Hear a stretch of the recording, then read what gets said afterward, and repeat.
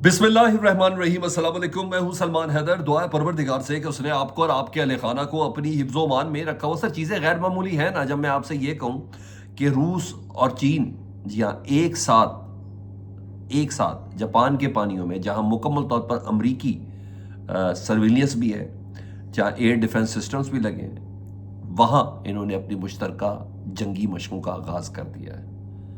ये गैर मामूली है। उस मौके पर जब अमेरिका की तरफ से जौहरी आबदोज़ें रूस के पानियों में उतारी गई हों, जब रूस की तरफ से ये कहा गया हो कि अमेरिका की एक एक धमकी एक बड़ी जंग की जानिब कदम है, उस मौके पर यह पेशरफ्त बहुत अहम है। इसकी डिटेल और इसकी सिग्निफिकेंस क्या है, ये मैं आगे चल के आपके साथ शेयर करूंगा।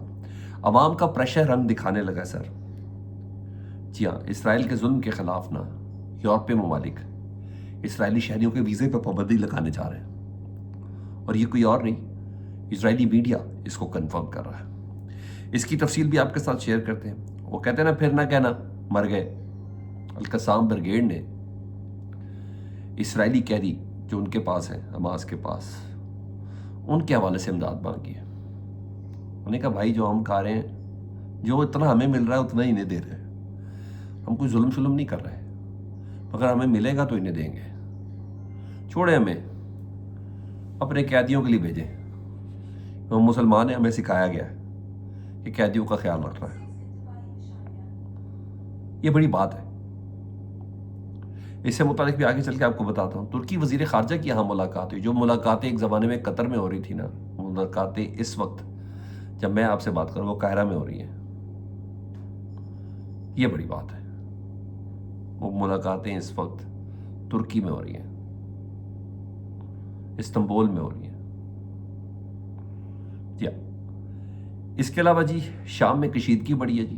रात भर गोलाबारी होती रही है, और मजीद जो बताया जा रहा है, शामी फौजियों की हलाकतें हुई हैं, और कोई और नहीं, दरूजी मार रहे हैं जी। मदद किसकी है जी? इसराइल की। ये भी बताता हूँ। और सर, मैं तो कहता हूँ, कहता है मोमिन है तो बेतेख भी लड़ता है सिपाही।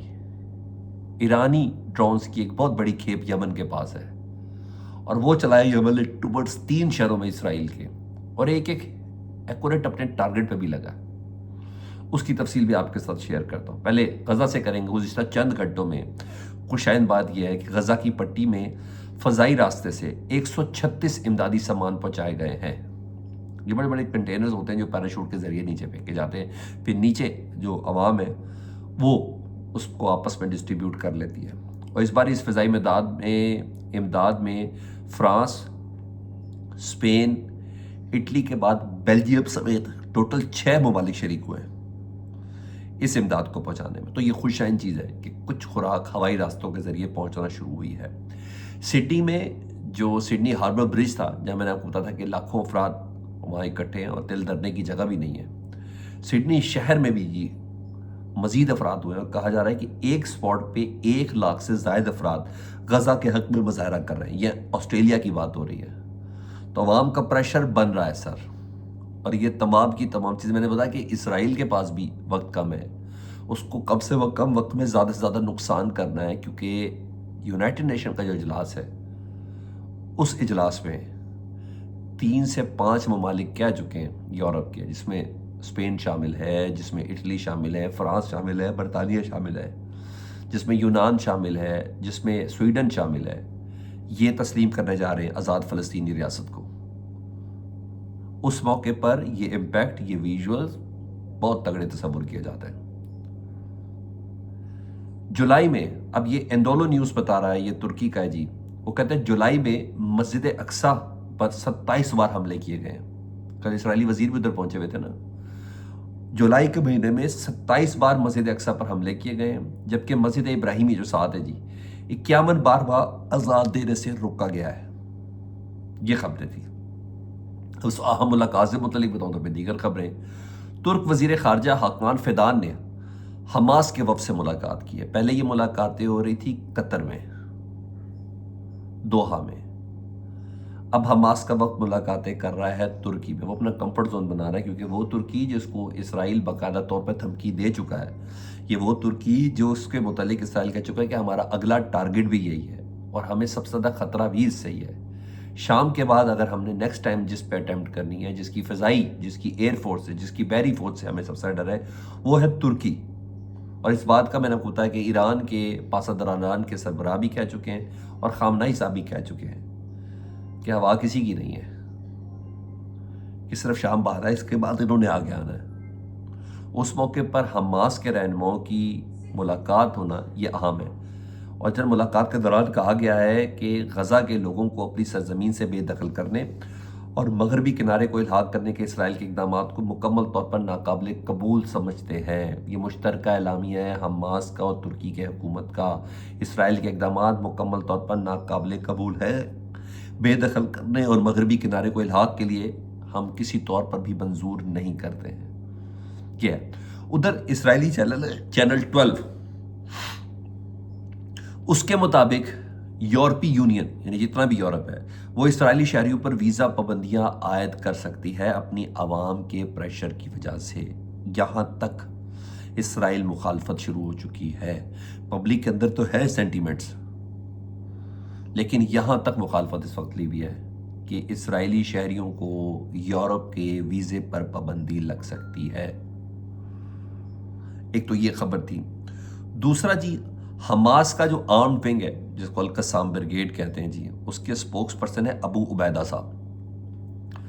وہ کل آئے میڈیا کے سامنے، انہیں ویڈیو پیغام جاری کیا. انہوں نے کہا we are ready to respond positively and cooperate with any request from the Red Cross to bring food and medicine to the enemy prisoners.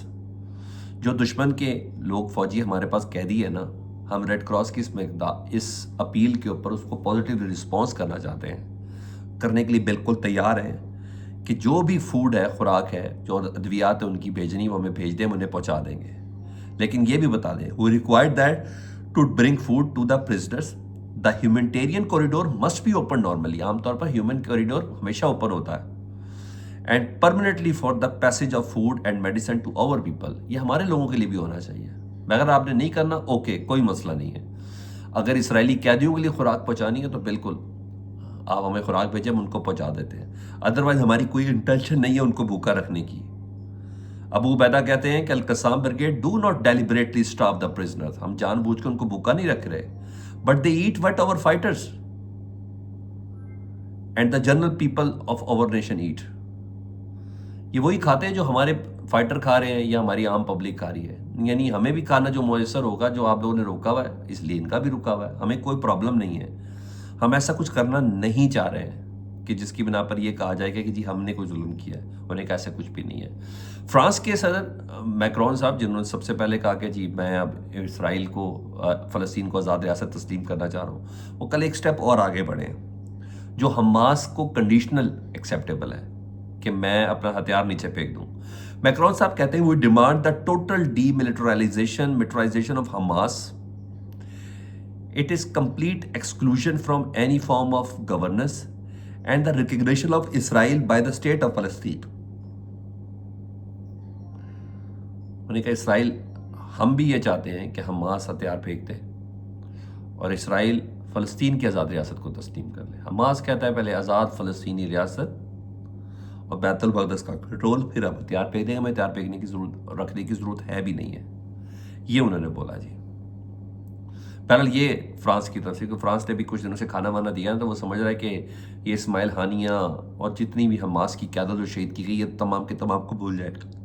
نہیں، حماس ایسا نہیں کرے گی اور اتنا آسانی سے نہیں کرے گی. رات کو شام میں جی پھر اسرائیلی سپورٹو جی جو قبائل ہیں جی، دروز نے، انہوں نے حملہ کیا جی، اور حملہ کیا جی شام کی سیکیورٹی فورسز پر. مزید 2 افراد کے مارے جانے کی اطلاعات ہیں. فریش سیکٹیرین کلیشز بھی چل رہے ہیں جی، ادھر شیعہ سنی یا قبائل کے جو کچھ بھی ہے. دروز میجورٹی پروونس آف سویدا، ٹھیک ہے جی، وہاں بھی چل رہے ہیں اس ٹائم. یعنی جو تھوڑا بہت سیز فائر تھا وہ مکمل طور پر ختم کر چکا ہے. لیکن اس دوران یمن نے اسرائیل پہ اپنا غصہ پورا نکالا. وہ یمن میں سر لاکھوں افراد، میں نے جمعے کے دن جو مجمع دیکھا نا سر، میں نے تو یورپ کے کسی ملک کے اندر نہیں دیکھا سر، جہاں جنگ مسلط، روز میزائل، ہر طریقے سے اپنے بھی پرائے بھی سبھی دشمن ہے یمن. اس کی عوام کھڑی ہے سر اسرائیل کے لیے.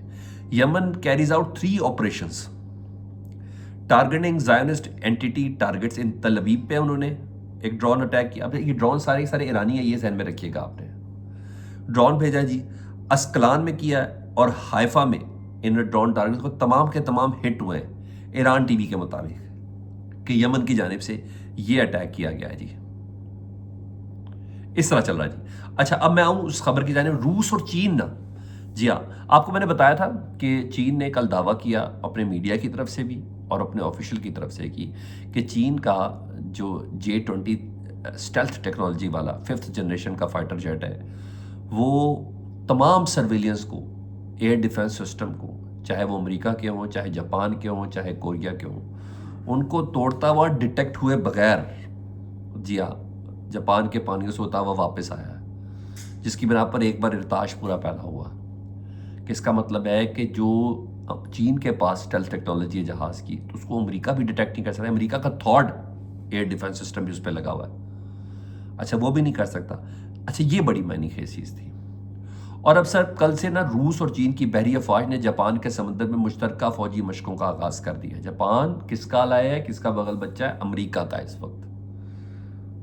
ٹھیک ہے، روس کے ساتھ، روس جس کے پانیوں میں جوہری آبدوزیں بھیجی ہوئی ہیں امریکہ نے. وہاں کون ہے جی؟ جاپان کے سمندر میں روس اور چین دونوں ہیں.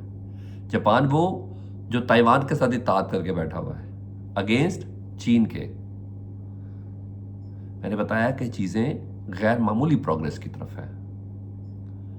نیو ورلڈ آرڈر تبدیل ہونے جا رہا ہے.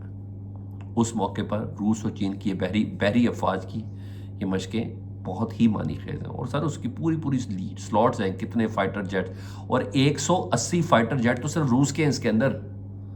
چین کا تو ابھی تک پتہ ہی نہیں چلا، یہ RT بتا رہا ہے. 100 فائٹر جیٹس کے ساتھ بالکل کلوز امریکی سرویلینس کے یہ تمام کام ہو رہے ہیں. یہ غیر معمولی ہے سر، غیر معمولی ہے. میں نے کہا یہ اپڈیٹس آپ کے ساتھ شیئر کر دوں. فیڈ بیک سے متعلق ضرور آگاہ کریں. اپنا بہت خیال رکھیں. اللہم صلی علی محمد و آل محمد.